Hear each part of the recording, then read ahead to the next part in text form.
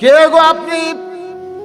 খলিফাতুল মুসলিমিন হযরত ওমর, আপনি আমারে সালাম দিলেন, আমি সালামের উত্তরটাও পর্যন্ত দেই নাই, আর আপনার বউরে ধাত্রী বানাইছেন। ওমর ফারুক বলে, রে সাইদ ইবনে আমের, আমি সারা রাত ঘুরে ঘুরে মানুষের দুঃখ কষ্ট দেখি, তাবর মধ্যে জ্বলতেছে চুলা, এত রাত হয়ে গেল, নিকটে যেই মাত্র গেছে বাচ্চারা মা মা বলে কাঁদতেছে, মা গো মা, আজকে কি আমাদেরকে খাবার দিবা না? মা বলতেছে, বাবা একটু ধৈর্য ধরো, গোস্ত সিদ্ধ হলেই তোমাদের খাবার দিব। ওমর ফারুক চিন্তা করে, এত রাত এখন পর্যন্ত গোস্ত সিদ্ধ হয় না, উটের গোস্ত হলে 1 ঘন্টা লাগবে, দুম্বার গোস্ত হলে 8 ঘন্টা লাগবে, কয়েক ঘন্টা হয়ে গেল, গভীর রাত, এখন পর্যন্ত গোস্ত সিদ্ধ হয় না, এটা কিসের গোস্ত? ওমর ফারুক লোকমা দিয়ে বললেন, মা তোমার বাচ্চাগুলো কান্দে, এখন পর্যন্ত তোমার গোস্ত সিদ্ধ হয় না, এটা কিসের গোস্ত? মেয়েটা বলতেছে, পথিক আপনার মতো আপনি চলে যান, আমার কষ্ট এখন আল্লাহ পর্যন্ত দেখে না। ওমর চমকে বললেন, মা আল্লাহ সম্পর্কে কি ধারণা করতেছো?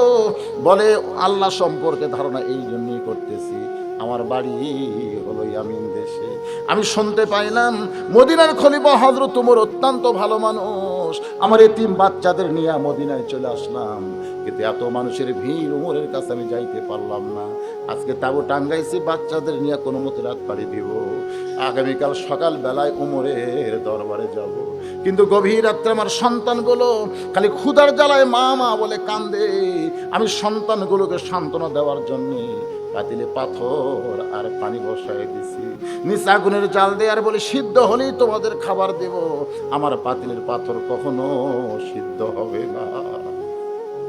আমার মনে হয় আগামীকাল পর্যন্ত আমার সন্তানগুলো বাঁচবেও না।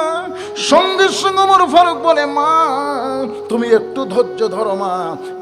এক দৌড়ে বাইতুল মালের দরজা আসলামকে ডাক দিলেন, আসলাম রে, দরজা খুলে একটা আটার বস্তা আমার মাথায় তুলে দে। আসলাম বলে, আমিরুল মুমিনিন, আমি হলাম চাকর, আপনি হলেন অর্ধ পৃথিবীর খলিফা, বলেন আটার বস্তা কোথায় নিয়ে যাওয়া লাগবে? ওমর কান্দের, আসলাম রে, একজনের পাপের বোঝা আর একজন কেউ মাথায় নেবে না, দে আমার মাথায় তুলে দে। চাকর আসলাম যখন আটার বস্তা মাথায় তুলে দেয়, ওমর ফারুক এত জোরে দৌড় মারতেছে বস্তা মাথায় নিয়ে, পিছন দিক থেকে আসলাম বলে, আমিরুল মুমিনিন, জোরে দৌড়াইতে গিয়ে আপনি পড়ে যাবেন, আটার বস্তানে দৌড়াইতে আপনি পড়ে যাবেন। ওমর ফারুক বলে, আসলাম রে, দুনিয়ায় পড়া সহ্য করা যাবে, কিন্তু জাহান্নামের মধ্যে আমি পড়তে পারবো না। এক দৌড়ে গিয়ে তাবুর পাশে চিৎকার দিলেন, মা দেরি করো না, মা দেরি করো না, আটার বস্তা আছে, বস্তার মধ্যে অনেক কিছু আছে, মা তুমি রুটির খামির করো, হালুয়া তৈরি করো। মা রুটির খামির দিয়ে হালুয়া তৈরি করে রুটি ভাইদা যখন ওমরের কাছে দেয়, ওমর ফারুক বাচ্চাগুলোকে কোলের মধ্যে বসায়া রুটি ছিঁড়ে ছিঁড়ে হালুয়া নিয়ে যখন মুখে দেয়, বাচ্চাগুলো ফেল ফেল করে তাকায় আছে। আমাদের বাবা মরে গেছে, আমরা এতিম গো, আপনি কে?